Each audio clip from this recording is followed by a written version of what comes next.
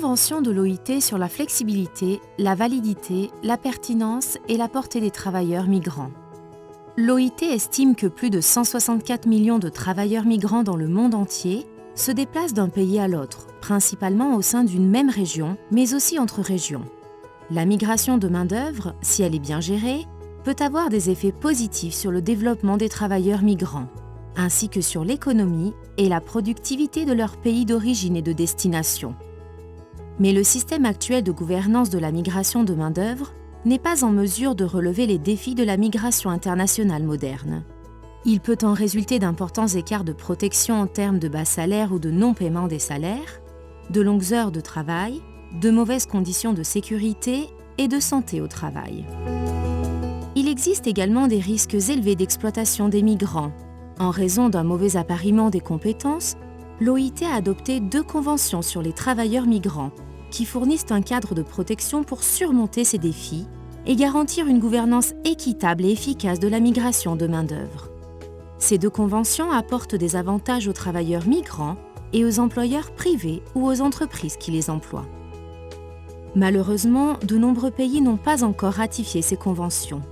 Seuls 49 pays ont ratifié la Convention numéro 97. La Convention numéro 143, en revanche, a été ratifiée par 23 pays. S'il y a tant à gagner à adopter ces normes, pourquoi n'y a-t-il pas plus de pays qui les ont ratifiées ? L'une des raisons peut être que de nombreux pays ont des fausses idées sur les conventions et sur leur capacité à relever les défis nationaux et mondiaux de la migration de main-d'œuvre. Leur flexibilité, leur validité, leur pertinence et leur portée pour répondre aux défis actuels de la gouvernance de la migration de main-d'œuvre ne sont pas encore bien comprises. Les conventions sont organisées en différentes sections et les pays ont la flexibilité nécessaire pour les ratifier en tout ou en partie. Certaines dispositions permettent aux pays de tenir compte des conditions et des pratiques nationales. Les dispositions des conventions sont encore tout à fait valables aujourd'hui et répondent aux défis actuels de la gouvernance de la migration de main-d'œuvre.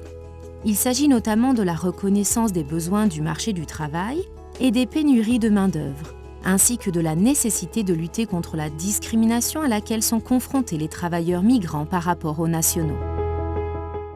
L'objectif de ces instruments est aussi pertinent aujourd'hui qu'au moment de leur adoption. Par exemple, leurs dispositions protègent les migrants contre les réductions de salaire en période de ralentissement économique et les réformes migratoires qui pourraient ne pas être dans leur intérêt. Dans de nombreux pays, les travailleurs migrants internationaux sont encore confrontés à des niveaux élevés d'exploitation et de travail forcé, y compris le travail des enfants. En ce qui concerne la portée des conventions, elles s'appliquent à toutes les personnes qui ont migré ou qui vont migrer pour des raisons d'emploi. La famille du migrant, y compris son conjoint, ses enfants et ses parents, est également protégée.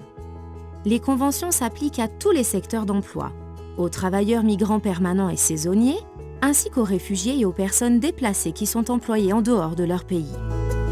Certaines idées fausses courantes au sujet des conventions ont rendu les gouvernements réticents à les ratifier.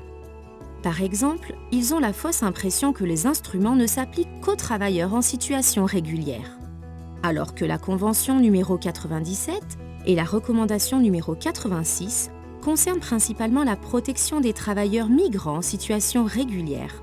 La partie 1 de la Convention numéro 143 garantit les droits fondamentaux à tous les travailleurs migrants, quel que soit leur statut migratoire. Deuxièmement, les conventions n'empêchent pas les États de décider quelle politique migratoire ils souhaitent appliquer. Au contraire, la souplesse de leur processus de ratification permet au gouvernement de s'assurer que les instruments sont conformes aux circonstances nationales. Les États peuvent aussi avoir l'impression que seuls les pays de destination sont tenus de respecter leurs dispositions. En fait, les conventions, qui reposent sur la coopération bilatérale et le dialogue social, s'appliquent aux pays d'origine, de transit et de destination. Certains gouvernements croient à tort que la Convention numéro 143 les oblige à accorder aux migrants en situation irrégulière l'accès à la sécurité sociale, alors qu'elle stipule simplement que les travailleurs migrants en situation irrégulière, qui ont cotisé à la sécurité sociale, doivent jouir des droits et des avantages qu'ils ont acquis dans le cadre de leur emploi antérieur. Enfin, les gouvernements peuvent également penser que la Convention numéro 143 les oblige à régulariser les travailleurs migrants une fois que leur emploi a pris fin. La Convention mentionne plutôt que les migrants en situation régulière, qui perdent brusquement leur emploi, ne devraient pas être considérés comme en situation irrégulière et devraient avoir la possibilité de suivre une formation et de trouver un autre emploi sur un pied d'égalité avec les travailleurs nationaux. L'OIT est à la disposition des pays pour les aider à surmonter ces perceptions erronées et à adopter une approche des migrations de main-d'œuvre fondée sur les droits. Lors des discussions sur le nouveau pacte mondial pour une migration sûre, régulière et ordonnée, les parties prenantes ont tenté de relier ces questions aux engagements du programme de développement durable à l'horizon 2030 des Nations Unies. Cette approche est essentielle pour réaliser le développement durable et assurer la prospérité de tous.